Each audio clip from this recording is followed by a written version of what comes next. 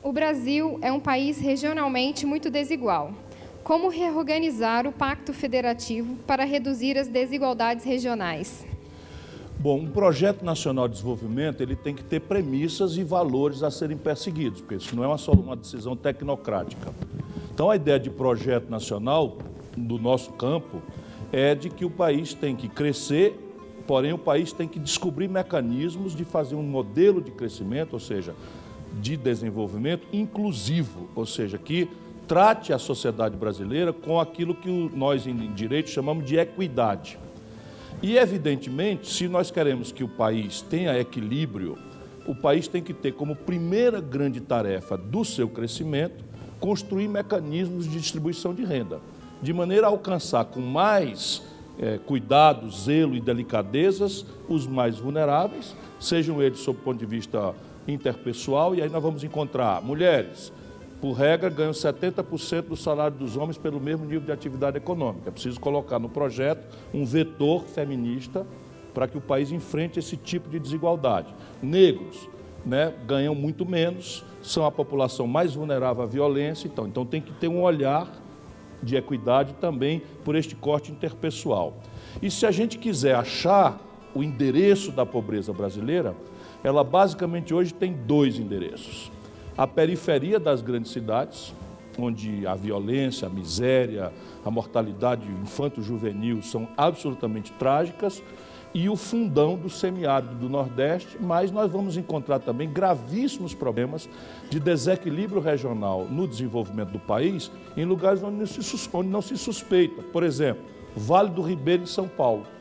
É uma região de muita depressão econômica que exige mecanismos de ativação econômica, de coordenação de fatores estratégicos, porque não se suspeita que em São Paulo, o mais rico estado brasileiro, você tem uma mesorregião com dificuldades gravíssimas e com muita pobreza e muita miséria.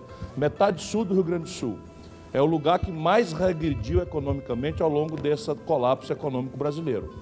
Então você tinha da região de Pelotas para baixo, você tinha uma economia que sofreu uma pancada pesada na medida em que o Mercosul privilegiou trocas industriais, privilegiando em troca as capacitações econômicas mais agressivamente competitivas do Uruguai, da Argentina, do Paraguai, que passaram a destruir a pecuária, a risicultura, que é a produção de arroz, vinhos, enfim, pecuária de leite e de corte e tal. Então você tem uma metade sul regredindo como nenhuma outra região do Brasil, e ninguém suspeita disso. Pois sim, agora quebraram a indústria naval, que era uma saída já produzida por um relatório que nós fizemos de desenvolvimento regional, destruíram o estaleiro que estava se evoluindo com grandes encomendas no Rio Grande. Depois você tem ainda onde não se suspeita, no estado que tem o Triângulo Mineiro, riquíssimo, que tem uma zona da mata riquíssima, que é Minas Gerais, nós assistimos o Vale do Jequitinhonha, que foi mencionado aqui, e o Mucuri, são regiões paupérrimas, que têm atividades alternativas, cachaça, gemas, joias, etc., porém foi absolutamente espoliada no passado colonial do Brasil e segue sendo, no meio de um estado do Sudeste, uma mesorregião também a demandar grandes problemas. Mas a massa de miséria está no semiárido do Nordeste e no fundão da Amazônia. Esses são os dois lugares mais críticos. O Centro-Oeste participa de um debate de desenvolvimento regional, mas a agenda do Centro-Oeste, na medida do êxito extraordinário, que é uma gente muito trabalhadora, e por determinadas coisas que tem a ver com biotecnologia, no primeiro momento desenvolvida pela Embrapa, que tem a ver com subsídio no crédito que o governo brasileiro sustenta, mas, acima de tudo, tem a ver com a raça e a capacidade de trabalho do povo brasileiro.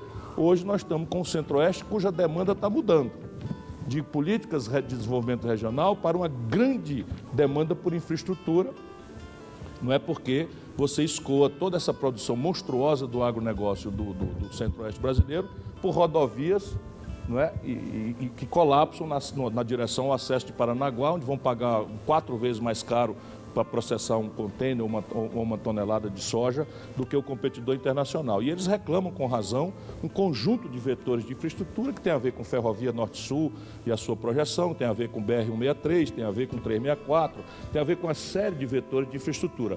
Ou seja, um projeto nacional de desenvolvimento para, de fato, responder com fidelidade ao dogma brasileiro, tem que contemplar o aspecto regional. Ninguém conhece o Brasil se você quiser pasteurizar. Mas a expectativa de vida de um jovem que nasce no Morro do Rio de Janeiro pela violência chega a 23 anos.